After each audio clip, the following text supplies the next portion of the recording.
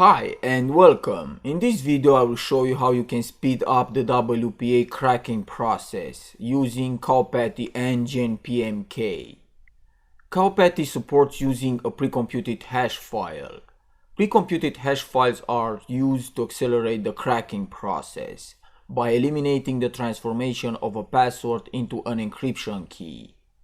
So I will switch to my Kali machine and type Cowpatty. And here you can see different options.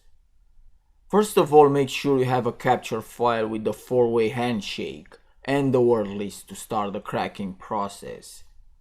So I will first show you how you can do the attack with a dictionary file, the same way I did with aircrack. So go ahead and type cowpatty-f and your dictionary file, and -r for the packet capture file, and then -s for the SSID. As you can see, Cowpatty is generating a hash of every word from my word list. When the hashes match, it displays the password of the access point. This process is very CPU intensive and slow. So I'm going to skip ahead here.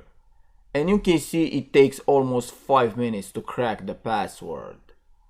But the way that will speed this up is to create your own hashes by using a tool called GenPMK.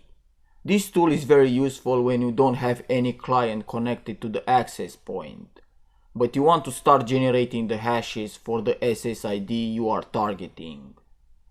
Now go ahead and type GenPMK-f and your dictionary file, and -d for output file, which is going to be hash, and then -s for the SSID, which I want to create the pre-generated hashes.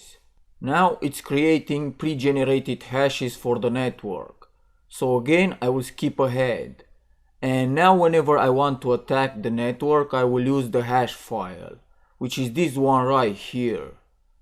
So go ahead and type cowpatty-d for the hash file, and -r for the packet capture, and then -s for the SSID.